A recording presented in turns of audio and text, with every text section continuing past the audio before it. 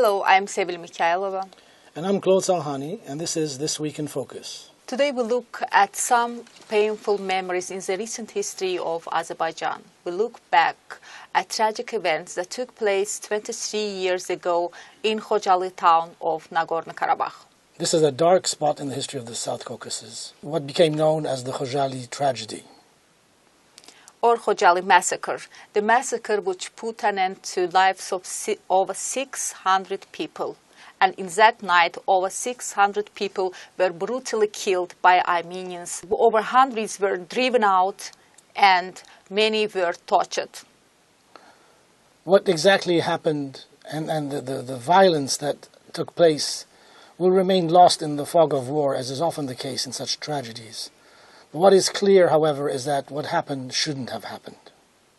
Yes, these people were killed just because of their ethnicity. They were killed because they were Azerbaijanis. To look back at these tragic events, we have two guests today. Bakhtiyar Aslanbeyli, a lecturer at the Baku State University. And Thomas Goltz, an academic from Montana. Thomas Goltz, you're a writer. You've written a book on Azerbaijan, and you are an academic from Montana.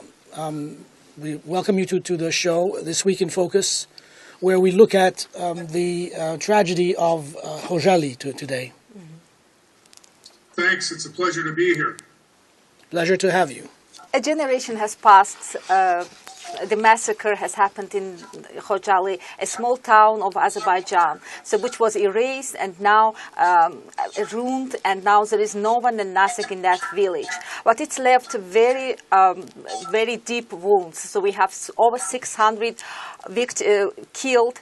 We have over hundreds of victims of the tragedy. But the international community still hasn't accepted, hasn't recognized it as a massacre. What can you say about it?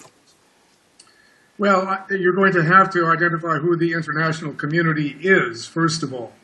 That I know of my various friends, Azerbaijani activists in the United States, have put forward non-binding resolutions in a variety of different state legislatures in Texas and elsewhere, where the Khojaly massacre has been acknowledged and the events of that night thoroughly condemned.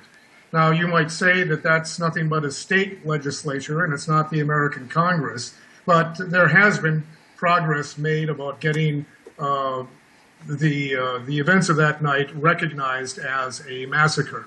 The same thing has happened in various other countries.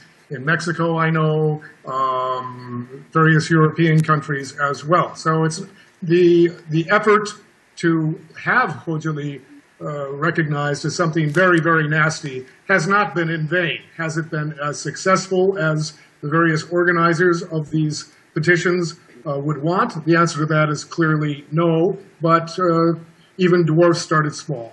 But how do you accept then this tragedy? Is it crime or something else? Oh, clearly it was a crime. I mean, murder is a crime. Mass murder is an even bigger crime than that. The problem with, and I'm not a lawyer, so I cannot advise you or anybody else on this, there have been efforts over the last 10 years or so to bring Khojaly to the International Court of Justice, and the perpetrators of Khojaly, such as Sargsyan, currently the president of Armenia. But the problem there, from a legalistic standpoint, is, according to my understanding, is that neither Azerbaijan nor Armenia were members of the International Court of Justice at that time. And so neither of them is obliged to be dragged in front of the court.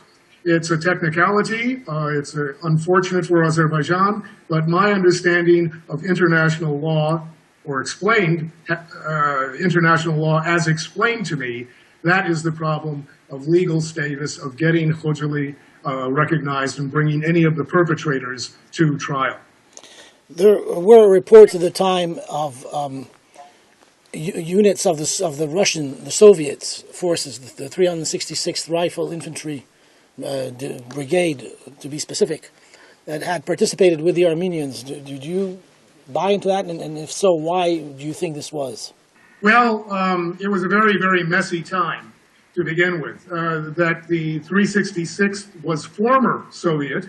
If you recall that the Soviet Union was dissolved by Mr. Gorbachev's resignation on December 25th, 1991, leaving various military groups that had been Soviet stuck in various other territories. Correct. The 366th was one of these. Did the Armenians certainly take advantage of the fact by buying off weapons, buying off mercenary soldiers from that base in Khantkent or Stepanakert? And the answer to that is absolutely yes. I saw it in the field myself when I went out to report on Khojaly on I believe it was the 27th of February of 1992. One of the more striking series of interviews that I had was with a couple of Turkmen deserters who had deserted from the 366th, thrown themselves on the mercy of the Azerbaijani authorities in Agdam in order to try to get home to Ashgabat or wherever they came from in Turkmenistan. But were they from the 366th? Yes, they were. And one of the things that they said was, although looking like a Soviet or looking like a Russian regiment, in fact, most of the officer corps associated with the 366th were ethnic Armenians, even if many of them were also citizens of the Russian Federation.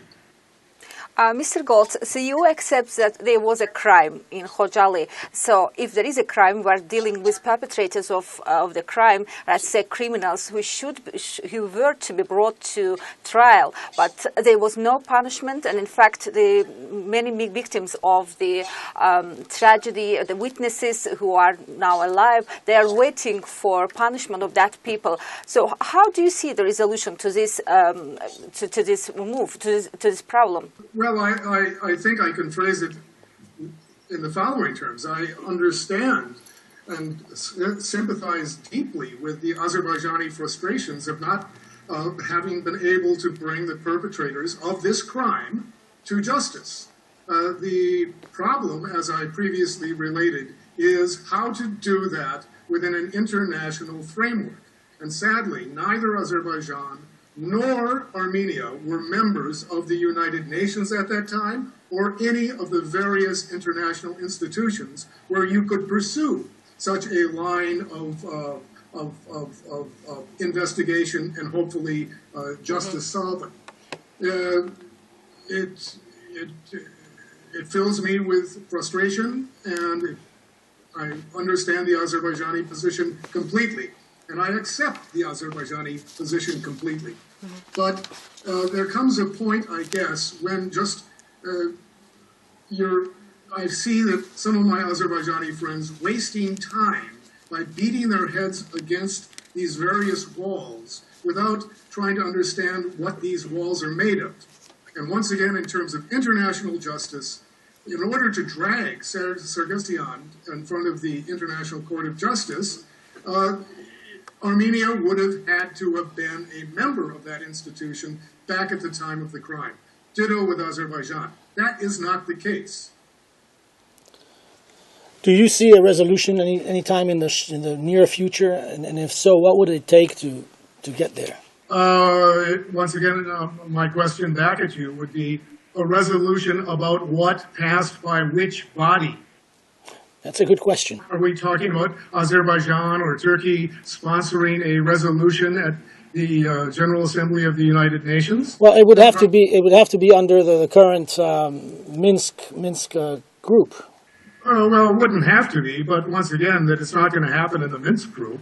The Minsk group, came out of the larger OSCE, and one of the reasons that there is a Minsk group was because of manipulation by the Russian Federation to get a tighter monitoring group where all three of the members of the Minsk group, the Russian Federation, the Republic of France, and of course my own country, the United States of America, all have substantial Armenian minorities which are very, very active. So the idea of getting something pro-Azerbaijani passed, or specifically something like a denunciation of the crime of Khojaly at the Minsk group, let's be realistic, it's just not going to happen. Bakhtiyar Aslanbeyli, lecturer at Baku University, we welcome you to the program.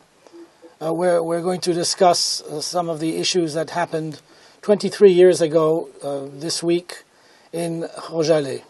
An entire generation has passed since the massacres took place. In fact, it's a little bit more than that. 23 years have passed, and still nothing has been resolved.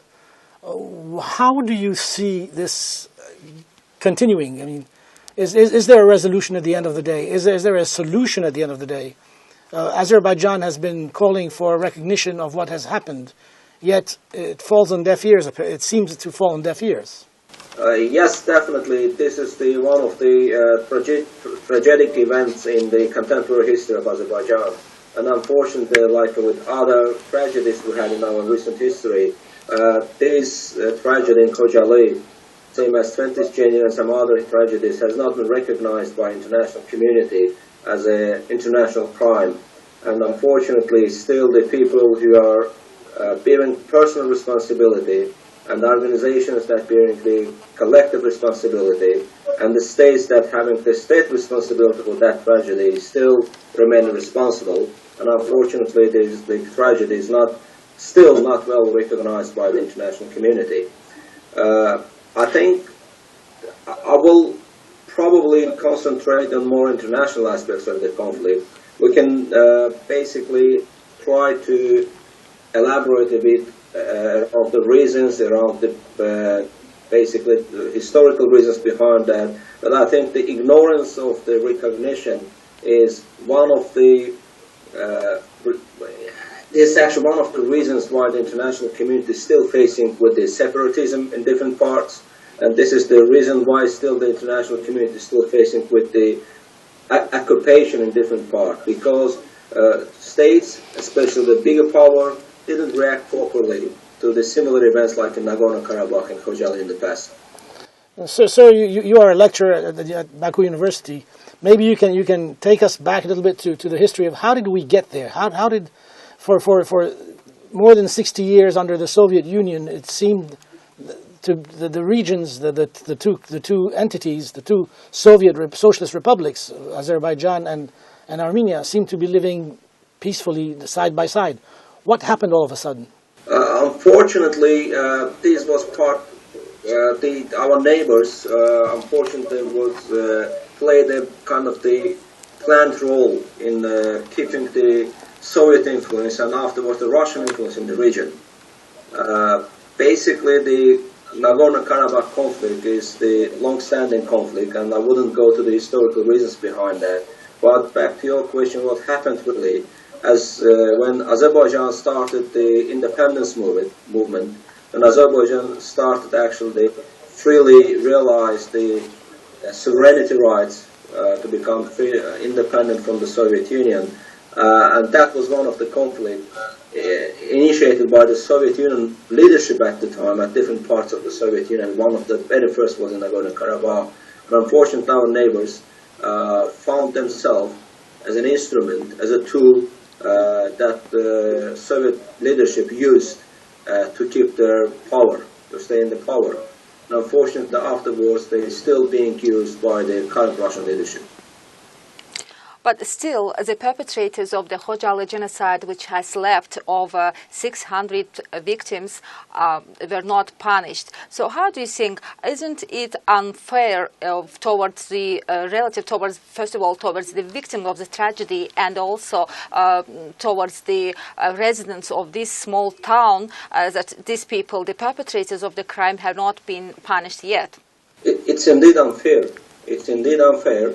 And it's not just unfair to the remaining population of Khojaly. It's not just unfair to the Azerbaijan citizens. It's also unfair to the humanity. Because I believe more similar crimes, more the organization and people that used to be cause of the similar crimes remain unpunished. No one is kind of insured. No one guaranteed from the new similar massacres, similar conflicts, similar tragedies. And what should be done to draw attention to this tragedy and to achieve its recognition as a genocide? I think so far the Azerbaijan community and the government did its best to to draw attention of international community and international organizations and different international scholars to that tragedy. I believe those attempts, those initiations should continue, basically to draw even more attention to that. At the same time, I believe today, when the territorial integrity of the states, where the separatism, where the occupation of the neighborland become a real geopolitical issue in Europe. Well, today in Ukraine and in Crimea and in different parts of the world, the international organizations are really struggling with the separation, with occupation. They should ask themselves a question: why? What happened that the conflict in Ukraine becomes so much massive? Do you see a solution in the short term or even in the long term?